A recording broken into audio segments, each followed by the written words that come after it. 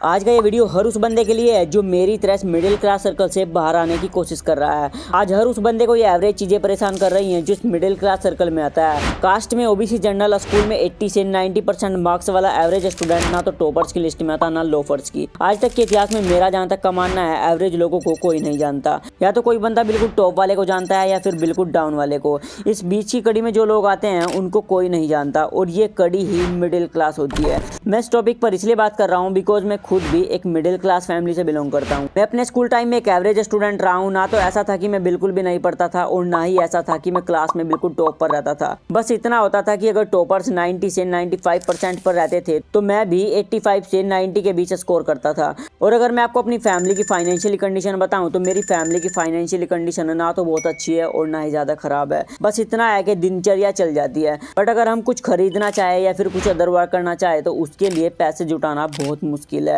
अभी मैं एक लैपटॉप परचेस करना चाहता था for editing work, but as I told you financially condition के चलते I could not purchase a laptop. फिर मैंने अपने घर वालों पर ज़्यादा दबाव नहीं बनाया बिकॉज मैं अपनी फैमिली की कंडीशन को समझता हूँ। उसके बाद मुझे एक आइडिया आता है, मैंने सोचा क्यों ना कहीं पर कुछ वर्क करके कुछ पैसे जुटाए जाएं ताकि मैं लैपटॉप खुद से बाय कर सकूँ। फिर मैंने जल्दी से खुद के लिए कुछ काम ढूंढना शुरू कर दिया। सबसे पहले मैंने पार्ट टाइम के लिए ऑनलाइन वर्क ढूंढना शुरू किया ताकि मैं घर बैठे ही काम करके कुछ पैसे जुटा सकूं। मैंने काफ़ी ऑनलाइन वर्क ट्राई भी किया बट सभी ने मेरे साथ स्कैम किया जिस वजह से मेरे काफ़ी पैसे वेस्ट भी हो गए। उसके बाद मैं कुछ ऑफलाइन वर्क ढूंढने की कोशिश करता हूँ। फाइनली मेरे को वर्क मिल भी जाता है बट वो वर्क ऐसे लेबर के रूप में होता है बिकॉज मैं एक फ्रेशर हूँ और ना ही मेरे पास कोई डिग्री और एक्सपीरियंस है, इसलिए मैं ऐसे लेबर के रूप में भी वर्क करने के लिए तैयार था। जब मैंने अपनी मम्मी से ये बात बताई तो मम्मी ने सुनते ही मेरे को इस वर्क को करने से साफ मना कर दिया और मेरे को ये बोल दिया कि अगर तू ये काम करेगा तो आसपास के लोग क्या बोलेंगे, रिलेटिव्स क्या बोलेंगे। और यार ये विचार स्टेटस पर ही अच्छा लगता है कि मुझे लोगों के कहने से कोई फर्क नहीं पड़ता। सब सोचते हैं कि अगर मैं फेल हो गया तो घर वाले क्या कहेंगे, पड़ोसी क्या कहेंगे।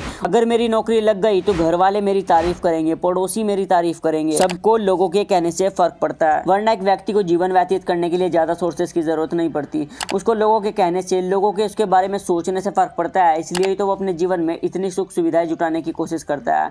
मिडिल क्लास लोगों के लिए ये भी एक बहुत बड़ी समस्या है कि वो कोई छोटा मोटा काम भी नहीं कर सकता, उसको अपने लेवल का ही काम ढूंढना होता है। और अगर आप ओबीसी या फिर जनरल कैटेगरी में आते हो तो ये समस्या और भी डबल हो जाती है क्योंकि इन कैटेगरी के लोग जॉब्स में ज्यादा बिलीव करते हैं। ये वो लोग होते हैं जिनको 10 से 20 सीटों पर अपना नाम निकालने के लिए 4-4, 5-5 लाख लोगों से भिड़ना होता है। जॉब के पीछे भागने वाली भीड़ लगातार बढ़ती जा रही है और इस भीड़ में मोस्टली बंदे मिडिल क्लास फैमिली से आते हैं। और इसमें गलती किसी और की नहीं है, हमारे एजुकेशन सिस्टम की है जिसको बनाया इसलिए गया था ताकि हम नौकर बन सकें। आज से 100 साल पहले लोग मैथ्स में फॉर्मूला दिया करते थे, स्टेटमेंट दिया करते थे, किसी इक्वेशन को बनाकर अलग अलग तरह के एक्सपेरिमेंट करके दुनिया में पॉपुलर हो जाते थे।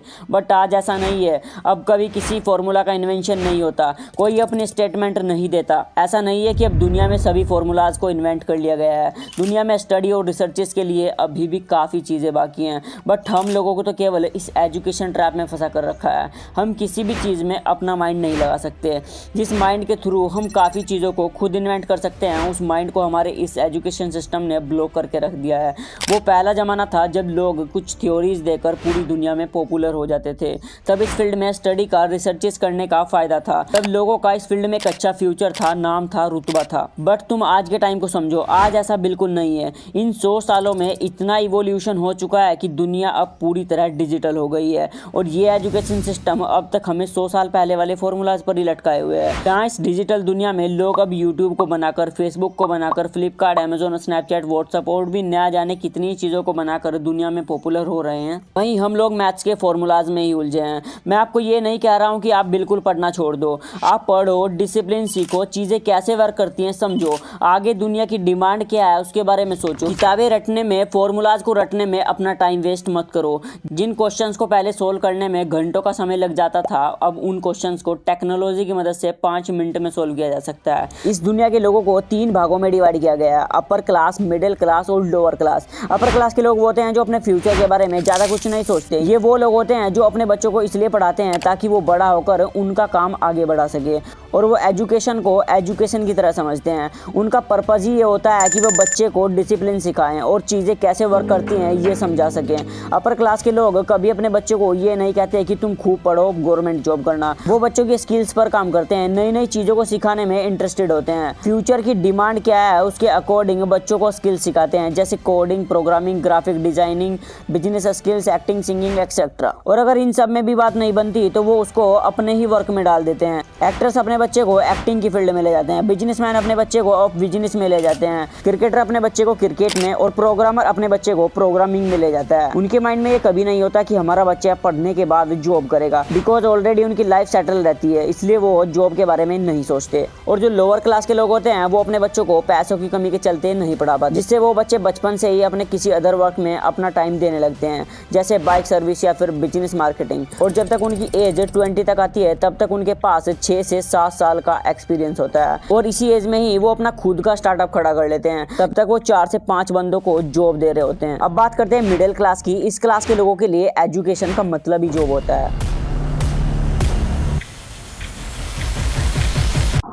हाँ, मैं भी मानता हूँ एजुकेशन बहुत ज़रूरी है, क्योंकि एजुकेशन ही एक व्यक्ति की पर्सनैलिटी को डेवलप करती है, सोसाइटी में रहने का तरीका सिखाती है, और एजुकेशन के बिना कुछ भी पॉसिबल नहीं है।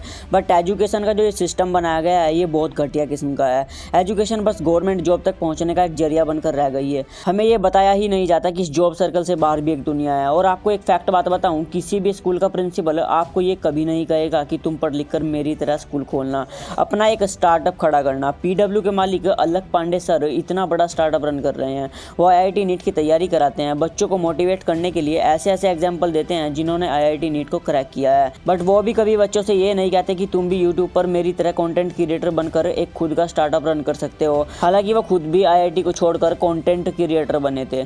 सपोज दैट अगर अलक पांडे सर का IIT में सिलेक्शन हो भी जाता तो क्या वो इतना कुछ अचीव कर पाते जितना कुछ अभी उनके पास है। सो फाइनली मैं आपको यही कहूँगा कि एजुकेशन बहुत जरूरी है। तो आप एजुकेटेड बनो, बट इसके साथ साथ स्किल्स पर भी काम करो। और स्किल्स भी 2 तरह की होती हैं, एक वो जो आपको गॉड गिफ्टेड मिलती है, और एक वो जिसको आप अपने इंटरेस्ट के अकॉर्डिंग खुद डेवलप करते हो। ऐसा नहीं है कि एजुकेशन ही आपको सब कुछ दिला सकती है। दुनिया में ऐसे लाखों एग्जाम्पल हैं जिन्होंने बहुत कम एजुकेशन के बावजूद अपनी स्किल्स पे काम करके बहुत कुछ अचीव किया है।